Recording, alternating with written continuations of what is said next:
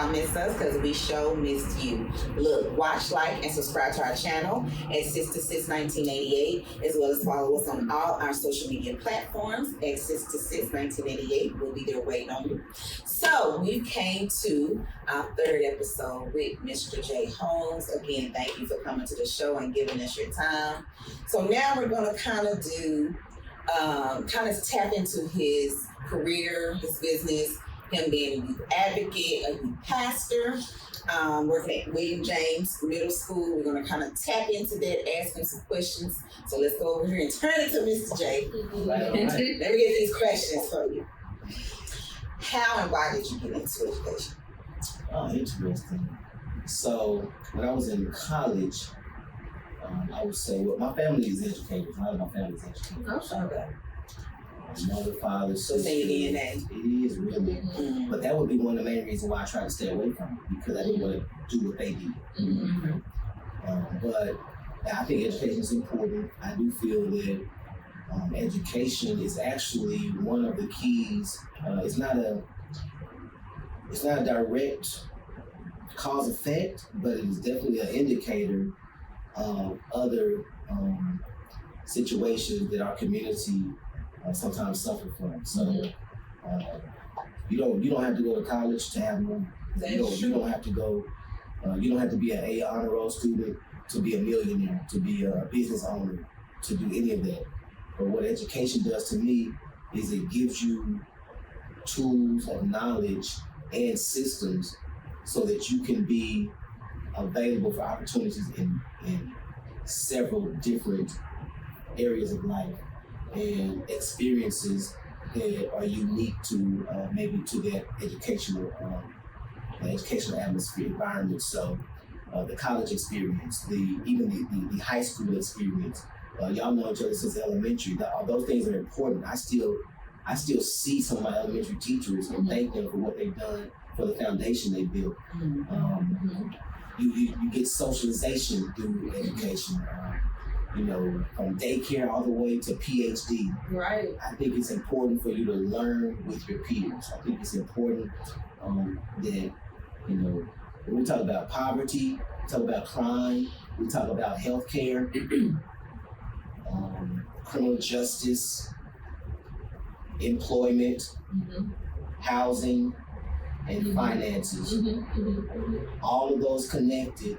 When you look at education, it can be one tool that can help with all of those situations. So I feel like that's one of the reasons why I feel like education is important. I jumped into it.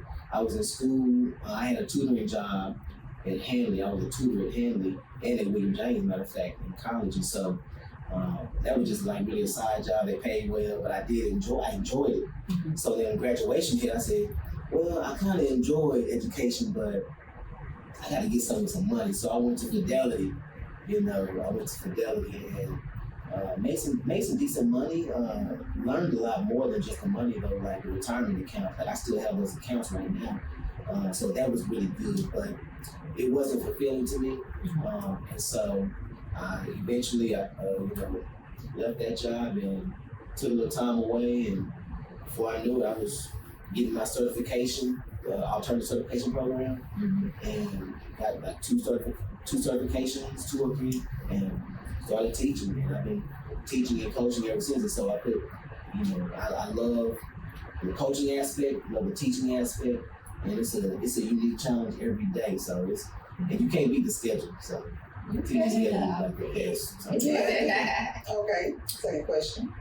What are your biggest challenges with your students, both teaching and coaching? Biggest challenge is probably so there are certain standards that our teachers held us to that we are no longer able to enforce because of different changes in the system. So at TA Sims, our principal was still talking to us. It's probably was not within the rules anymore. I know each district can kind of do their rules, but we still have paddles in elementary. We had the paddles, you gonna have them. We didn't use certain language. We didn't talk back. We talk back, you're gonna have consequences. It was And then also parents supported those things. So if you got popular school, your parent already supported it, and they're gonna get you when you get home. They're gonna get you 2 times. Right. So I know like that. The moms at Sunrise, at A&P, at Morning, so all these schools we went to, they had some tough principles that gonna get you in order. Now the students have a lack of accountability. And so we're turning into more, and I don't mind this is actually the good part of it, we turn more into mentors than just teachers. Right, Because, correct. whether it's their household or not, they maybe have a great family environment, great household. But when they get to school, you gotta combat those that may have a different type of upbringing that is prevailing over what the standard is. We expect students to respect each other and themselves and the teachers in the school environment. Many people don't operate on the same standards, so that tends to be a challenge. But I love the challenge because when you see, like I just left a district track meet a couple days ago and saw 2 of my kids who I had in middle school. I had to get on to them sometime. They weren't bad kids, but just to see how they mature and develop, and now they're going to area and regional track meets. That means they had to pass their class. That means the coach had to make them leaders. That means they had to have a dedication. I'm seeing kids getting scholarships, full scholarships from to TCU, from Poly. It's just seeing that and lets you know it's worth it because I know I wasn't a perfect kid in school, and my family took care of me, and they taught me right from wrong. I made mistakes, I think, but to see these young people. To see the end result after a few years, that's really why I stay in education. Okay. So what are your feelings on all the gun violence we're having at the schools, and what do you think needs to change about it? In Fort Worth, Texas, man. It's so sad. It's like we had it bad when we were coming up in the 90s and 2000s like that, but it kind of calmed down for a while. It did. It's horrible now. Yes. It's horrible. The young people, and some of them are my students. It's interesting because I see young people. These are kids that I know personally who played football for me, who were in my classroom. I see them, and unfortunately, now they're gone. Some from my church. All these big stories on the news and the music the music scene that we hear now, where the young people are dissing each other, claiming violence against each other. These are people that I know. And so to see that, it hurts. But then what even hurts more is that now young people who never met these guys, they claim them as their heroes. And so now they want to be like them, but they don't know. These kids were actually good. These kids actually were smart. These were kids who actually cared. These were kids who were in Sunday school. These were kids who were at vacation Bible school and then had some wrong direction that they traveled in. And I'm trying to catch these young people who are using their name. They're actually using their names. And it hurts to see them want to be like somebody they never met. They don't know them, but that's who they want to. They have to say, I put that on so they put somebody's name. And I'm like, don't you know he's sitting at that desk that you're sitting in right now? And he actually passed his classes where you over here failing, trying to become a fake rapper. You want to be like somebody, but you don't even know the truth, so it's that hurts. So what I would say is we need a lot of the some of the OGs. We need those from Eastwood, Southside, Hollywood, Stop Six, Como, Northside too. We need some of the ones who are older, and some are doing it. I've seen it. I've seen a lot of them. They're doing the work inside of those neighborhoods. They have called and done truces, and I've seen that. I've seen McIntosh. He's done a great job with that. And other individuals in the community.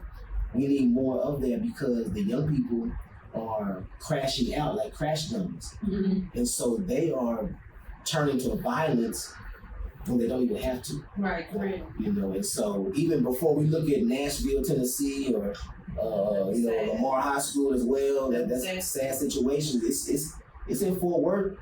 as well. You know, Fort Worth is not immune, and so it's sad to see that. But another reason why I stay in education, I can touch the youth in a way that impacts their life in a positive way, even if I can just change 2 people, you know, because, you know, it's hurting our community. When those things like that happen within, I wouldn't just say within the community, just throughout the U.S. or whatever, what do you do to encourage your students?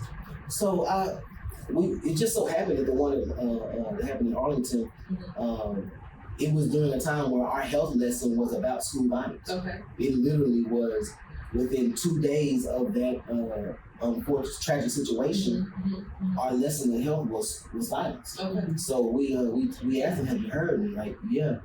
Some of them they processed it as if it didn't matter because they don't realize how serious and how close that is. That could be anybody. Right. That family is mourning. That family has to you know lose or deal with that for the rest of life. And then, you know, I tell them, you know, I let them know that could be anybody. That could be any of us any day. That could be you. Yeah. So what are you gonna do? So I make them verbalize, you know, ways in which they will not, you know, encourage violence. I say we talk about conflict resolution. Yes, right. How many more people would be alive with us instead of on a T-shirt if we apologize? Talk about If it. we talked it out. If we took 10 seconds to breathe. Right. A lot of our family members, our friends, our community, our neighbors, they would still be here if we just pause. Talk about it. So I told the kids, you know, we're gonna have to change our ways, you know, and I tell them, you know,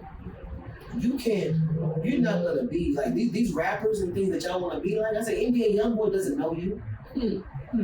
You know, he loves your streams and he makes good music for a lot of people. He doesn't know you. Yeah. Stop getting involved. Lil Durk doesn't know you. So stop with the beefs. Like these young people literally want to get in beefs from rappers. Yeah. Like, how do you do that? Right. Just seeing what they do. Come on. Yeah. So I say one of the main things we can do is be more important to these young people than the rappers. Hey, I love my, you know, music, my rap artists growing up. But my daddy is more important to me than Snoop Dogg. Right. So we need the daddies and the And uncles. but we were like that when we were kids. We didn't idolize them like that. And especially like the little girls. I know they were upset about it. But what's that man name that was with Janet Jackson? The DJ man. Atlanta. Yeah. Kid. Jermaine Dupri. Jermaine Dupri said he's sick of all the rapping strippers. Okay? Because every person, think about it, every chick Right now, that's rapping right now You're right. is quote unquote stripping.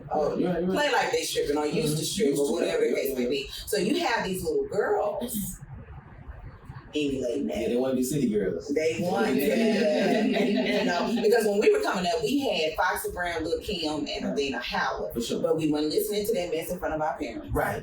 We definitely weren't dancing and talking like that in front And we of our didn't want to parents. be them. No, and I did not want to No, be we them. listened to it, but we didn't want to. Yeah, we didn't. So I'm trying to figure like what the heck happened. I mean, because I remember when Lil' Kim came out and she was, you know, she was still down with her legs spread. With I was like, when I saw that, I was like, as a kid, you know, That's nothing now. it's nothing. Nothing. But that's where all of them, Lil' Kim and Foxy Brown and Adina Howard, they are the formulation of every single one of them. Oh yeah. You know, we are just in a time where it's okay to go a little bit further, talk a little bit more nasty, you know, and that's another thing. Kids are a little bit too experienced before time. Yeah, true. Because of what they're listening to. You see what I'm saying? I don't know, do they still do videos? Because I ain't got cable. Music videos. Do they still do videos? So most of the time these parents have cable and they're seeing these videos. Yeah. So the Tootsie Roll, I can tell you right now, I never did the Tootsie Roll in front of my mama. She never seen me do the Tootsie Roll. Because I knew neither one. All the dancing I did when we were by ourselves at a little party or something like that. One of us was having something. But now it's like the little boys are wanting to be gangster and killers, K-I-L-L-E-R-S. And then the little girls want to be STRIPPERs. Yeah. It's like what we fight. How do I come back to that? Because Michelle Obama, she tried. Yeah. Don't worry about little boys. Because now little girls are more worried about having this boyfriend, and they got the same tennis shoes on, they got the same outfit on. It's like I want to know how to switch the programming. Yeah, I think the only way because they actually seek to attain a goal that they'll never attain.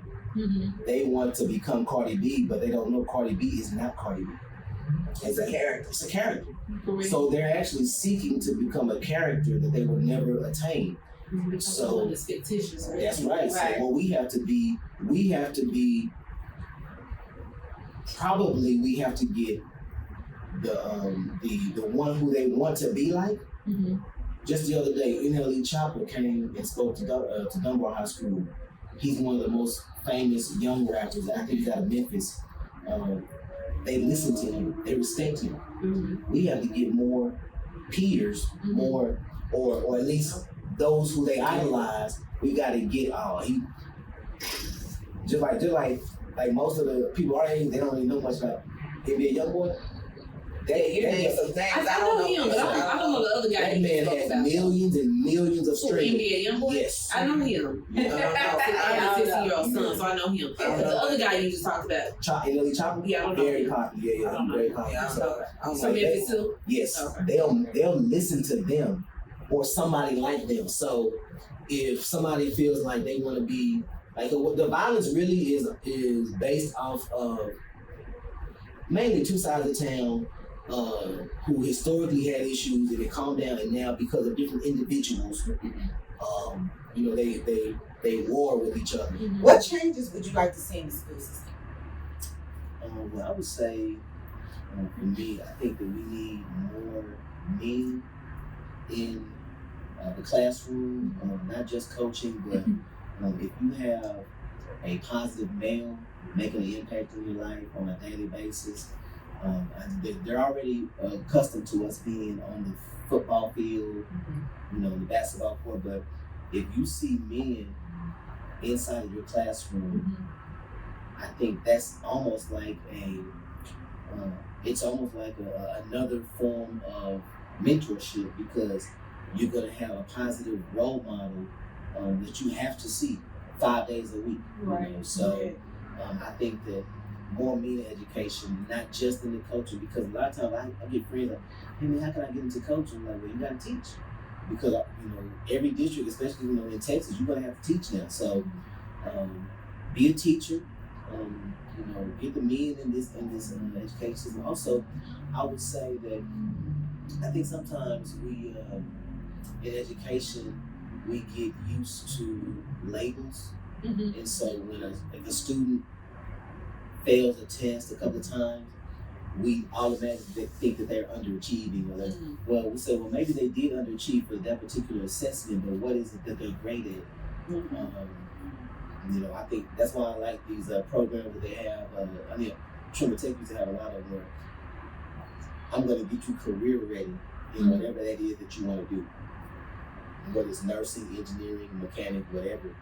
And so I think most of the high schools now have some form of career readiness, so that everybody's not focused on how I do on the STAR test. Yes, right. So changing that test oriented end goal more toward career readiness, being a productive member of the community, whether government, military, whatever it is, not just focus on how I did on the STAR test. Right. So what do you find rewarding about educating the youth? Ooh. So I would say when you see a difference, there was a guy at Poly. He ended up being, let's take it back to William James. He was in middle school. He played too much. He was suspended all the time. He was on our sports team, but only when he could pass his class. Only when he wasn't playing so much. Whether it was fighting, whether it was goofing out, talking about the teachers. And I literally thought that young man was on a path toward destruction. This boy led Poly Okay. to their first playoff experience in football in 10 years. Okay. He got homecoming king. He did all these great things, and when I think about it, I'm like, man, I almost got caught up in the labeling thing. You know, like he's bad, he's gonna do bad. You know, this boy is surprised, and he started working so that he could afford, he could work for college. So when he graduated, he started stacking his money so that he could go ahead and pay for TCC. Okay. So, like to see that made me so happy, and like to see the kids grow. You know, also when I saw, you know, we had kids that I haven't seen in years, right?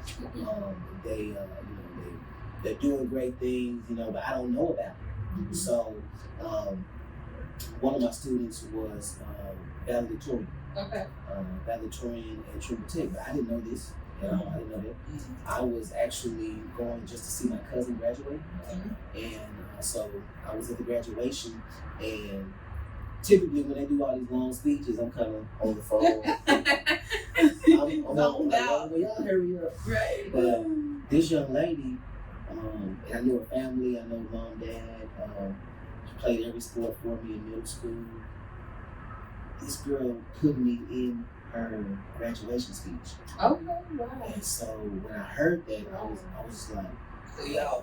Yeah, like, I couldn't believe it. Like, That's an awesome feeling. yeah, there's so many people that impacted her life, and she put me in there. And Right. that just like, that makes you feel like what you're doing is worth it because somebody cares, and she's going on to do great things in college, and as a young lady, it's several stories. I just bumped into one of my best athletes ever.